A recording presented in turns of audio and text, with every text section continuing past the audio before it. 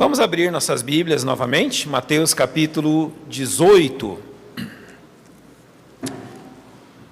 Se você puder colocar-se em pé, por gentileza, em reverência à leitura da palavra de Deus, eu vou ler os versos 12, 13 e 14.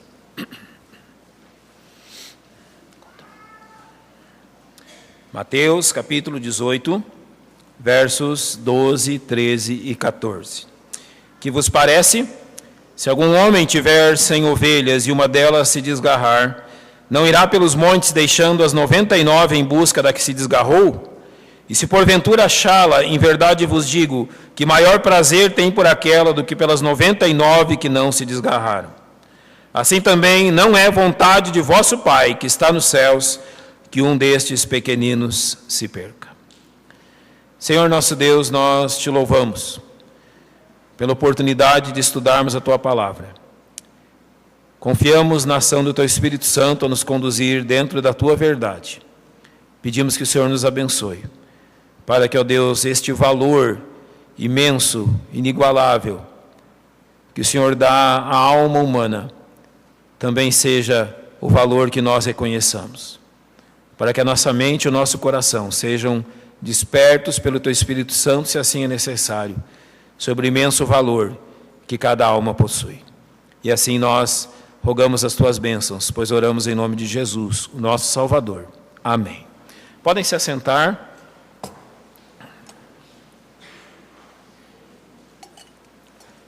Nós temos uma expressão, que é aquela expressão que diz: uma alma vale mais do que o mundo inteiro. Você pode procurar na sua Bíblia, você não vai encontrar essa expressão. Uma alma vale mais do que o mundo inteiro. Mas nós tiramos essa expressão de Mateus capítulo 16, verso 26, que diz assim: pois que aproveita o homem ganhar o mundo inteiro se perder a sua alma, ou que dará o homem recompensa da sua alma. Ou seja, não há nada nesse mundo que tenha mais valor do que a alma de um homem. Não há nada nesse mundo que possa resgatar a alma de um ser humano. A alma humana é mais valiosa do que qualquer coisa que você encontrar nesse mundo. Então, por isso nós dizemos que uma alma vale mais que o mundo inteiro. O princípio, a proposição que nós encontramos aqui em Mateus 18, a partir do verso 12, é que a alma ela tem um valor tão grande, a alma é tão preciosa aos olhos de Deus, que Ele não quer que nenhuma pessoa se perca. É tão preciosa a alma humana aos olhos do nosso Pai, que o nosso Pai não deseja que a alma de nenhum homem se perca eternamente longe dEle. Deus ele tem um valor tão grande pela alma humana, Ele reconhece na alma humana, criada por Ele, um valor tão imenso, que Ele não deseja que nenhuma das suas criaturas se perca. A grande questão, irmãos, é se o nosso coração e a nossa mente reconhece isso. Sabemos pela Bíblia essa verdade, temos conhecimento desse fato pela revelação bíblica, mas por vezes o nosso coração e a nossa mente não estão reconhecendo esse princípio que Deus usa. Talvez nós saibamos Mateus 16, 26 de cor, talvez nós saibamos aquilo que eu vou dizer hoje à noite sobre quanto vale uma alma.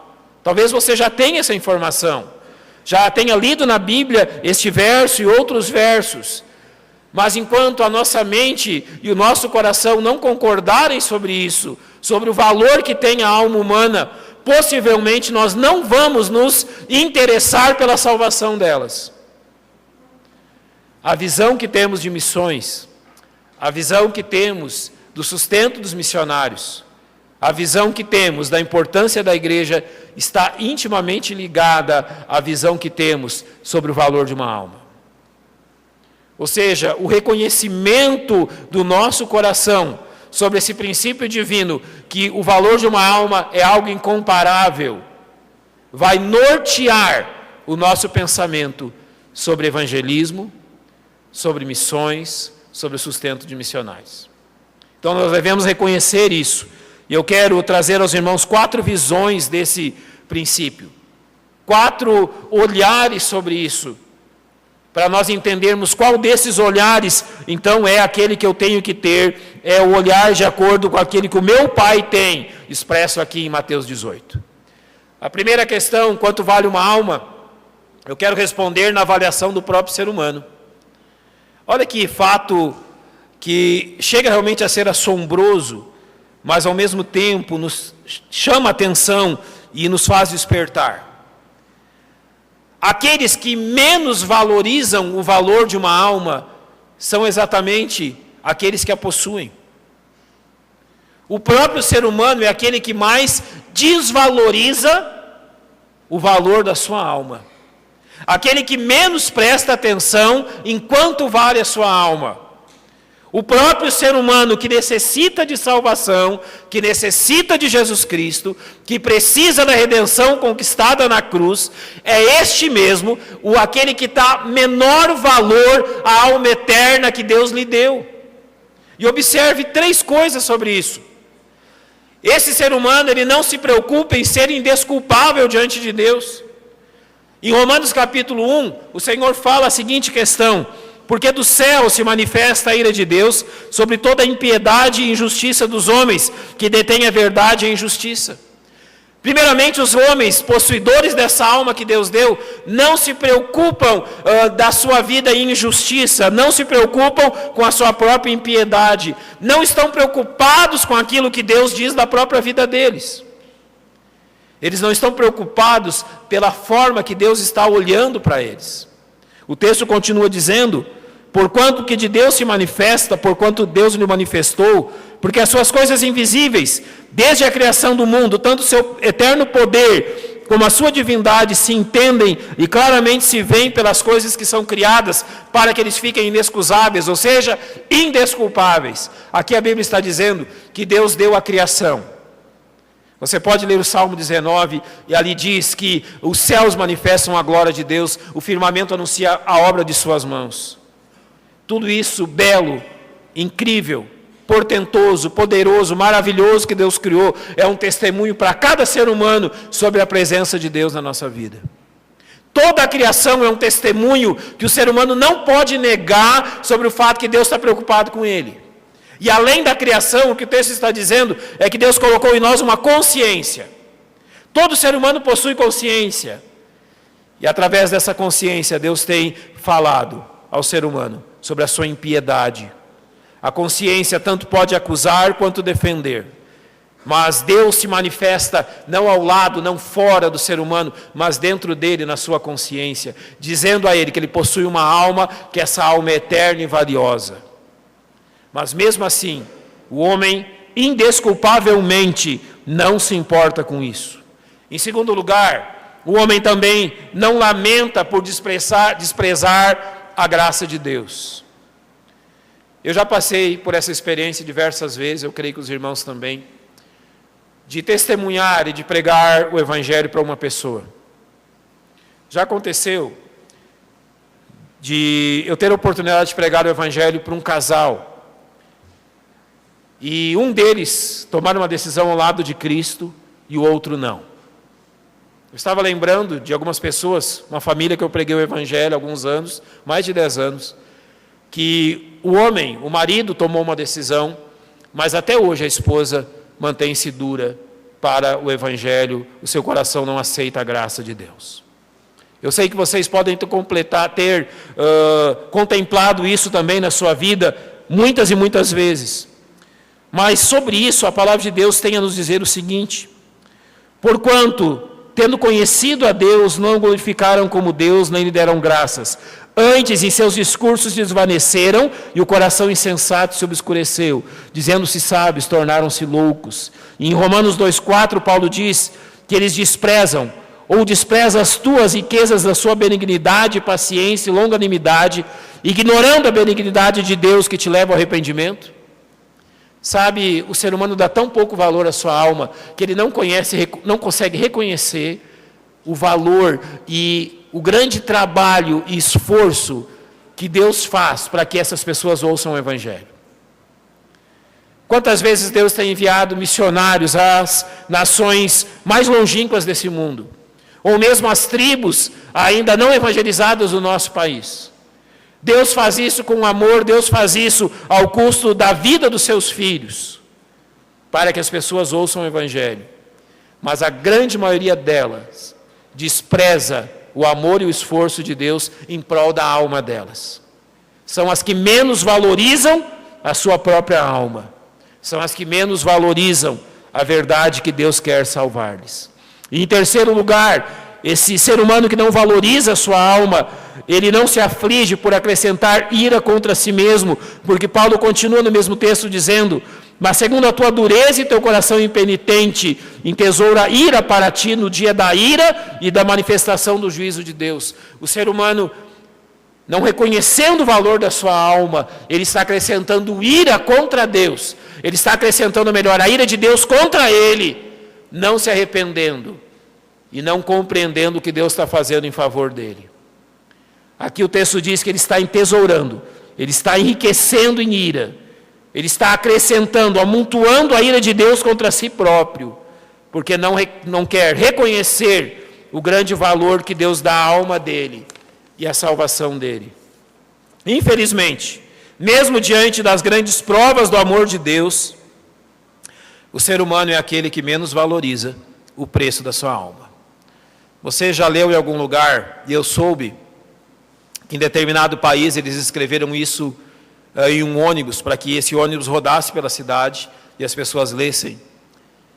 Eles escreveram: olha, Deus não existe, então curta a sua vida. Você nunca vai prestar contas para ninguém. Quando você morrer, terá terminado tudo, e nada mais acontecerá, nada mais se dará. A morte será o fim de todas as coisas.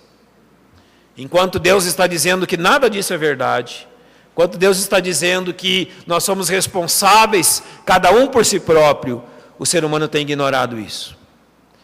O ser humano próprio é aquele que menos dá valor à sua própria alma. Eu quero usar um segundo exemplo agora. Quanto vale uma alma humana na avaliação do próximo, na avaliação daquele que está diante dela? Quanto vale uma alma humana quando nós olhamos para ela? Eu quero nisso usar um exemplo do profeta Jonas. Porque para muitas pessoas, existem coisas muito mais valorosas que as almas perdidas. Sabe o que aconteceu com Jonas? Jonas, ele foi enviado a Nínive a pregar o evangelho por ordem, pregar a mensagem de Deus de arrependimento por ordem do Senhor àquela cidade. Mas nós temos que entender o contexto dessa história para entender a visão de Jonas sobre o valor de uma alma. Um pouco mais de 100 anos antes dessa ordem de Deus de enviar Jonas a Nínive, o povo de Nínive havia atacado Israel e havia sido extremamente cruel com o povo judeu. Ninivitas e as cidades que compunham também o império que eles participavam, atacaram Israel e não tiveram piedade nenhuma do povo de Deus.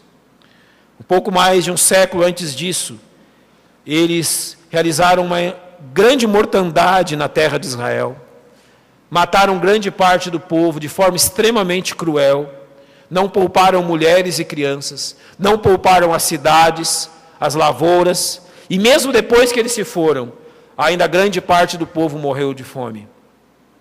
Essa história estava muito viva no coração de Jonas. Essa realidade estava muito viva no coração de Jonas, quando Deus diz para ele: olha, vai à grande cidade de Nínive e anuncia a eles que eles se arrependam. A questão é que, estando essa história viva no coração de Jonas, a última coisa que ele queria é que aquele povo viesse a se arrepender.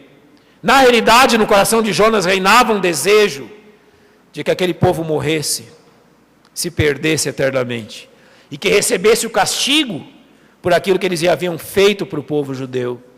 Quando Deus manda Jonas pregar a Nínive, tudo isso está na mente dele. A lembrança de todas essas coisas é como se ele dissesse: Senhor, qualquer povo do mundo, menos o povo que fez isso para nós. Qualquer pessoa no mundo, menos esses que realmente realizaram um grande sofrimento e nos colocaram numa tão difícil situação. Deus disse: levanta-te, vai à grande cidade de Nínive, clama contra ela, porque a sua malícia subiu até a minha presença. Jonas, ele fugiu da presença do Senhor. Ele pensou, olha, para qualquer povo, para qualquer pessoa, mas para esses não.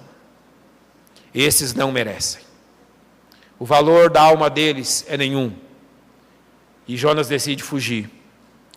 No capítulo 3, novamente a palavra vem a Jonas dizendo, levanta-te e vai à grande cidade de Nínive, pega contra ela a mensagem que eu te digo. Então levantou-se Jonas e foi a Nínive. No verso 10, diz que Deus viu as obras deles, como se converterem do seu mau caminho, e Deus se arrependeu do mal que tinha anunciado lhes faria, e não fez. Aquelas pessoas se arrependeram. Deus não derramaria mais a sua ira sobre eles.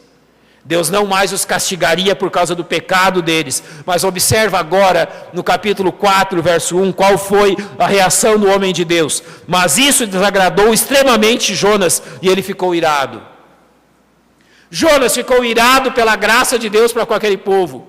Aquele povo seria destruído nos seus pecados. Aquele povo se destruiria na sua própria concupiscência. Deus, na sua graça, no seu amor, livrou aquele povo. Ao invés de regozijar-se pela obra de Deus, Jonas se torna um homem irado. Qualquer pessoa, Senhor, menos esses.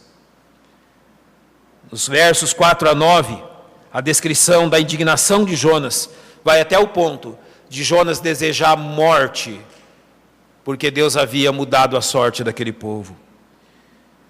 O Senhor ensina uma grande lição para o profeta nos versos 10 e 11, quando diz: tiveste tu compaixão da borboreira, na qual não trabalhaste, nem a fizeste crescer, que numa noite nasceu e numa noite morreu, e não hei de ter eu compaixão da grande cidade de Nínive, em que estão mais de 120.000 homens, que não sabem discernir entre a sua mão direita e a sua esquerda, e também muitos animais. Quando Jonas estava morrendo, Deus fez nascer uma borboreira que trouxe sombra para ele. Quando a borboreira morreu, Jonas se irou. Ele teve mais compaixão da borboreira do que da alma de 120.000 pessoas.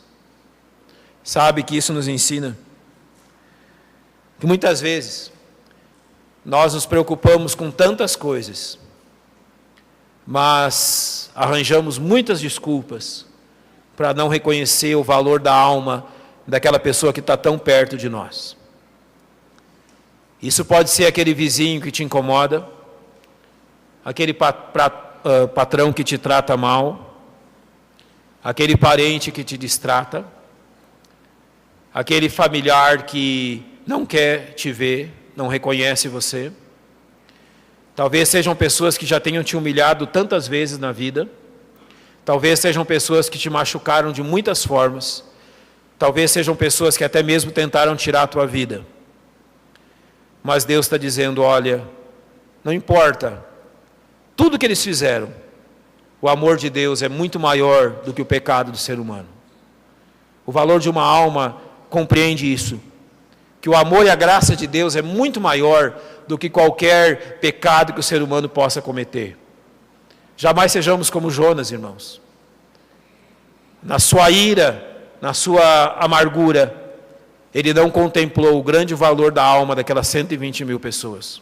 Ele não teve a visão de Deus. Ele não teve a visão que Deus quer, que ele queria no primeiro momento que ele tivesse. E Deus teve que trazer uma lição a ele. Então valorize a alma daqueles que estão próximos a você. Em terceiro lugar, nós temos que olhar o valor de uma alma na avaliação do Senhor Jesus Cristo também. E aqui em João capítulo 4, nos versos 5 a 14, eu não vou ler todo esse texto. Jesus demonstra que o valor de uma alma era algo bem presente na vida dele. Aqui ele se encontra com uma pessoa e no verso 10, ele está dialogando com esta mulher e diz: se tu conheceras o dom de Deus e quem é o que te diz, dá-me de beber, tu lhe pedirias, ele te daria água viva. E nos versos 13 e 14, qualquer que beber desta água tornará a ter sede, mas aquele que beber da água que eu lhe der nunca terá sede, porque a água que eu lhe der se fará nele uma fonte de água que salte para a vida eterna. Sabe o que aconteceu aqui? Jesus se encontra neste lugar, num poço de água, com uma mulher que as pessoas daquela vila desprezavam. E as pessoas daquela vila desprezavam ela por causa da sua vida imoral. As pessoas não queriam ter contato com aquela mulher. As pessoas não queriam nem ao menos dirigir a palavra àquela mulher. Ela estava naquele horário do dia buscando água naquele poço, no momento mais quente e desgastante do dia, e sem ninguém para tirar água para ela, porque nos outros horários, quando as pessoas iam tirar água no poço, ninguém queria a presença dela lá. Mas o Senhor Jesus não é assim. O Senhor Jesus, Ele jamais se fechou para a presença de outras pessoas. Foi uma pessoa aberta para que qualquer um tivesse contato com Ele. E aquela mulher que as outras pessoas desprezavam, Jesus atendeu. E Jesus lhe mostrou como a vida dela podia ser transformada. Sabe o que Jesus nos ensina? Que Ele valoriza a alma muito acima dos erros de uma pessoa. Mesmo a imoralidade daquela mulher não foi razão para que Jesus não lhe anunciasse as boas novas do Evangelho. Em Lucas capítulo 5, nós temos uma demonstração disso, nos versos 29 a 30. E fez-lhe Levi um grande banquete em sua casa, e havia ali uma multidão de publicanos e outros que estavam com eles à mesa. E os escribas deles e os fariseus murmuravam contra os seus discípulos, dizendo: por que comeis e bebeis com publicanos e pecadores? Agora aqui, o exemplo que o Senhor Jesus nos dá, é que o Senhor Jesus foi aquelas pessoas da sociedade judaica que os judeus mais desprezavam. Quando foi lhes anunciar as boas novas do reino de Deus, Jesus foi aquelas pessoas que praticamente nunca entravam numa sinagoga, que não ouviam nada daquilo que a Bíblia tinha a dizer, porque eles nem mesmo eram aceitos no local de culto dos judeus. Os judeus, principalmente os fariseus, jamais iam atrás dessas pessoas para lhe falar qualquer coisa da palavra de Deus. Quando Jesus inicia o seu ministério, é essas pessoas que Jesus procura. Eram aquelas pessoas mais mal faladas da sociedade, eram aquelas pessoas mais discriminadas da sociedade, chamados de publicanos e pecadores pelos judeus. E Jesus, Ele se compraz em assentar na mesma mesa dessas pessoas e falar para eles que Deus amava cada um deles e que Deus reconhecia o valor da alma deles. Jesus virou a sociedade dele de cabeça para baixo, porque Jesus sabe o valor de uma alma. O valor de uma alma também é maior do que o valor das riquezas que uma pessoa possui. Não só Jesus reconheceu que o valor de uma alma é maior do que a imoralidade da pessoa, e isso não impede ela de vir a Deus. Também reconheceu que o valor de uma alma é maior do que as riquezas que ela possui, porque Marcos capítulo 10 diz o seguinte: e Jesus, olhando para ele, o amou e lhe disse: falta-te uma coisa, vai, vende tudo quanto tem e dá aos pobres, e terás um tesouro no céu. E vem, toma a tua cruz e segue-me. Mas ele, pesaroso desta palavra, retirou-se triste, porque possuía muitas propriedades. Aqui Jesus se encontra com um jovem chamado Jovem Rico. Esse jovem começa a dizer a Jesus todas as coisas que ele já havia feito para se aproximar de Deus. E Jesus diz para ele: tudo bem, você fez muito bem, mas te falta uma coisa. Quando Jesus disse isso, te falta uma coisa, é que Jesus reconheceu no coração daquele jovem quem era o Deus dele. Sabe o que Jesus está ensinando para esse jovem? Jesus está dizendo assim: meu jovem, a sua alma vale muito mais do que o Deus que você tem no seu coração. No seu coração há um Deus que é a sua riqueza, são os seus bens, são aquilo que você possui. Jesus está dizendo para ele: vai, se desfaz desse teu Deus e vem e me segue. Mas aquele jovem não entendeu. Jesus estava dizendo a ele: olha, muito mais precioso do que tudo que você possui é o valor da sua alma. E em terceiro lugar, o grande exemplo do Senhor mostra que o valor de uma alma é maior que qualquer ofensa. Então agora nós vamos para o momento quando Jesus é crucificado. Observe bem. E os que passavam, Jesus está na cruz, ele foi açoitado, ele foi crucificado. Daqui a alguns instantes ele vai morrer. E os que passavam blasfemavam dele, meneando as cabeças e dizendo: tu que destróis o templo e em 3 dias o reedificas, salva-te a ti mesmo. Se és filho de Deus, desce da cruz. E da mesma maneira também os príncipes dos sacerdotes, com os escribas e anciãos e fariseus, escarnecendo, diziam. Salvou os outros e a si mesmo não pode salvar-se. Se é o rei de Israel, desça agora da cruz e crê-lo-emos.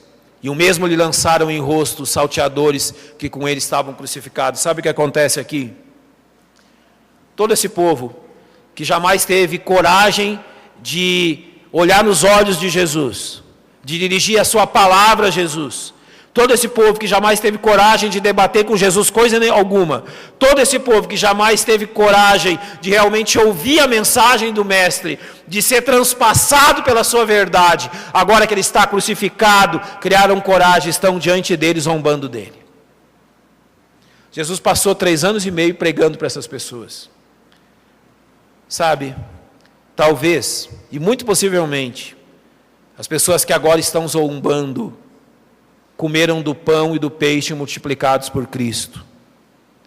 Possivelmente muitos desses que estão zombando, ou pessoalmente, ou alguém em sua família, foi curado pelo poder de Cristo. E agora eles estão aqui. Jesus está crucificado e eles estão zombando do Mestre. Jesus tinha poder para descer daquela cruz, para acabar com todos aqueles homens, mas ao invés disso, contemplando o valor da alma daqueles homens, Jesus diz: Pai, perdoa-lhes, porque eles não sabem o que fazem. Jesus é a maior demonstração de um homem que entende o valor da alma humana.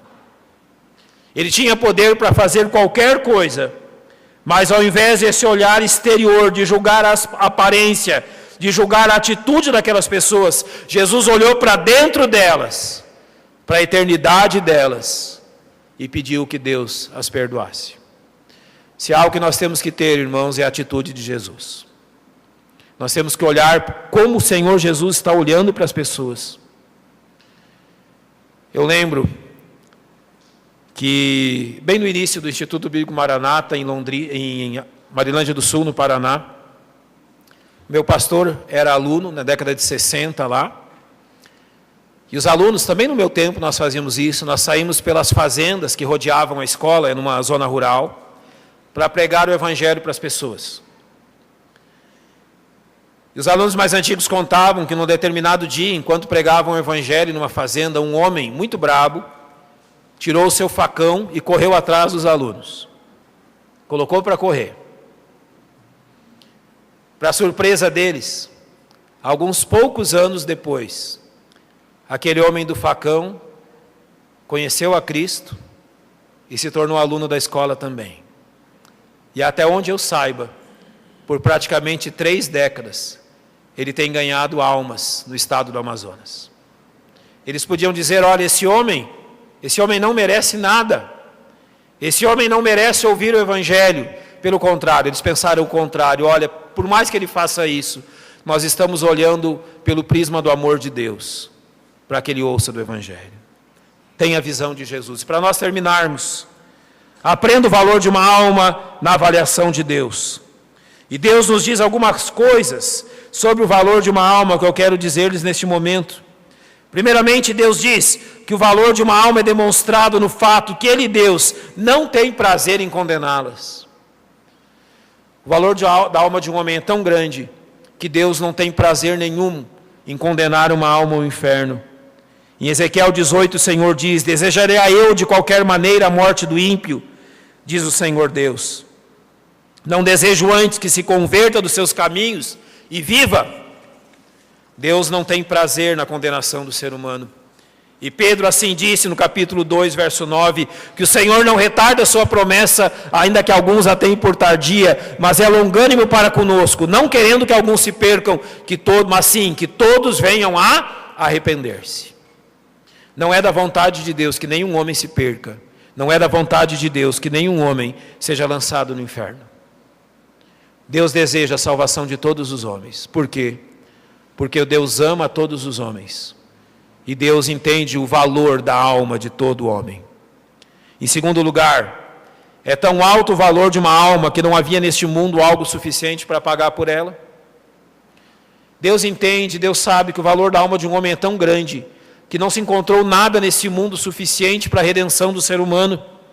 Pedro assim disse: sabendo que não foi com coisas corruptíveis, como prata ou ouro, que fostes resgatados da vossa vã maneira de viver, que por tradição recebeste dos vossos pais. Nem prata, nem ouro, nenhum valor desse mundo é capaz de redimir uma alma. Nada. Mas o Senhor disse: o que aproveita o homem se ganhar o mundo inteiro e perder a sua alma? Porque não há nada nesse mundo que possa pagar por ela. Nem neste mundo, nem em todo o universo, nem entre os anjos ou diante de qualquer outra criatura, há algo suficiente para resgatar uma alma. Uma apenas. Apenas uma. Nada é capaz de pagar o preço de apenas uma alma. Então nós podemos concluir que o preço pago por Deus demonstra o grande valor de uma alma. E você conhece bem o que diz João 3,16. Porque Deus amou o mundo de tal maneira que deu o seu Filho unigênito, para que todo aquele que nele crê não pereça, mas tenha vida eterna. Somente a vida do Filho de Deus pode resgatar uma alma. Aquele que nem mesmo a seu próprio Filho poupou, antes o entregou por todos nós, como nos não dará também com ele todas as coisas? Deus está dizendo: eu entreguei aquilo que há de mais valioso no universo, para que as almas fossem salvas. Deus reconhece o valor de uma alma, ao ponto de entregar o seu próprio Filho para morrer. O Senhor Jesus Cristo foi entregue pela nossa salvação. Então agora nós podemos concluir. Quem é aquele que dá menos valor à sua alma? É exatamente aquele que a pode perder. Eu não conheço todos que estão aqui, mas talvez existam entre nós pessoas que ainda não conhecem a bondade e o amor do Senhor Jesus Cristo. Ainda estão pensando que podem, de alguma forma, ludibriar Deus, ludibriar a morte. E de alguma forma, então, Deus vai os perdoar quando o dia do julgamento chegar. Em Lucas 12, é um exemplo de um homem que disse à sua alma: alma, tens em depósito muitos bens para muitos anos. Descansa, come, bebe, folga. Mas Deus lhe disse: louco, esta noite te pedirão a tua alma, o que tens preparado, para quem será? Deus está dizendo: você pode fazer tantos planos, amigo. Você pode fazer tantos planos da sua vida, mas você não sabe nem se vai ver o sol nascer amanhã. O que o Senhor está dizendo: olha, você tem que reconhecer o valor da sua alma e reconhecer o valor que Deus pagou por ela, a vida do seu próprio Filho. Jesus morreu na cruz para que você pudesse ser salvo. Você precisa reconhecer isso. E nós, crentes, que já conhecemos o Senhor, Ezequiel 3,18 também nos exorta. Quando eu disser ao ímpio: certamente morrerás, e tu não o avisares, nem falares para avisar o ímpio acerca do seu mau caminho, para salvar a sua vida, aquele ímpio morrerá na sua iniquidade, mas o seu sangue da tua mão o requererei. Sabe que talvez nós possamos ouvir do Mestre lá no céu? Ele pode nos dizer assim: você sabe aquele vizinho que mudou para o lado da sua casa? Pois é, fui eu que o mandei para lá. Fui eu que fiz ele morar do lado da sua casa. Porque eu desejava que você testemunhasse para ele sobre o meu filho. Sabe aquele emprego que você achou que nunca conquistaria, mas conquistou? Talvez Deus nos diga: eu coloquei você lá, porque haviam pessoas lá que ainda precisavam ouvir o Evangelho. Você pregou para elas? Talvez você pense: os colegas da escola, os colegas da faculdade. Talvez você imagine: olha, eu nunca teria condições de passar no vestibular para esse curso, mas eu pedi que Deus me abençoasse, Deus abençoou, eu passei, fui para a faculdade, e talvez Deus assim nos diga a você: olha, sabe aquele curso que você passou, aquela turma que você estudou? Pois é, eu coloquei você lá, para que você falasse do meu filho para aquelas pessoas. Deus pode se voltar para a nossa igreja e dizer o seguinte: Sabe aquele missionário que passou por vocês? Pois é, ele estava tentando ir para esse país, ou para essa cidade, ou para aquele estado, ou para essa tribo indígena. Eu chamei ele, eu mandei ele até vocês, para que vocês tivessem o privilégio de sustentá-lo enquanto ele prega o Evangelho àquelas pessoas que estão se perdendo. E talvez Deus nos diga assim: e por que vocês não fizeram isso? Por que vocês não acompanharam ele? Por que vocês não tiveram comunhão, participação com ele, quando eu havia o enviado para salvar almas? Nós temos que ter uma convicção no nosso coração. Nada acontece por acaso. Deus tem o domínio completo de todas as coisas. Deus tem usado a nossa vida e a nossa igreja para que almas preciosas sejam salvas.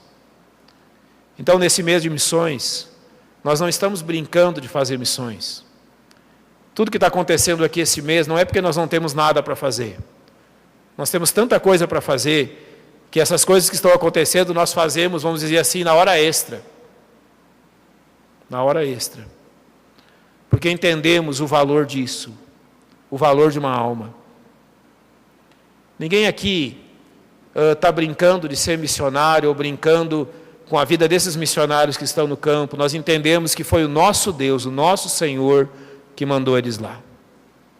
E é nosso privilégio ter comunhão com eles naquilo que está acontecendo. Ter comunhão nas suas aflições, nas suas necessidades. Mas olha que glória, ter comunhão lá no céu. E se uma alma só, irmãos, nesses anos todos de Templo Batista Maranata, uma alma só foi salva pelo trabalho desses missionários que nós estamos ajudando a sustentar, isso tem mais valor do que o mundo inteiro. Tenha na sua mente isso. Vamos fechar os nossos olhos, vamos orar.